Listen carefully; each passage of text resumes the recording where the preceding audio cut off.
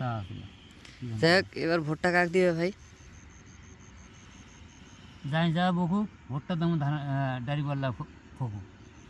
ফুকুক দিবে? হুম। তাহলে দাড়িপাল্লাত ভোটটা দিবে এবার, তাই না?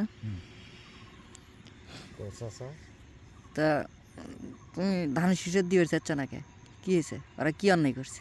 না না অন্যায় তো কেউ করেনি, মনটাই একটা বার দেখিয়ে না সকলকে তো দিছি, দাঁড়িপাল্লা এটা বাড়া না দেখি। বিএমপিকে দিছ, আওয়ামী লীগকে দিছ, হ্যাঁ দিছি, এবার দিবে। দাঁড়িপাল্লা দিয়ে দেখি, তাহলে মাগাটা দেখে দিচ্ছ। চাচা তুমি ভোটটা কাক দিবে এবার? ভাই আগে তো বিএনপি চিন্তা ভাবনা করছি না, মনে করি না যে তারেক যে বহুদিন হলে বিদেশ আছে, যে চেহারাটা আসলে বোধহয় ভালো, কিন্তু এই চেলাচা মন্দিরে এরা কোনো আওয়ামী লীগের নাগান ঠেকতেছে, কোনটা কোনো সন্ত্রাসীর মতো ঠেকে।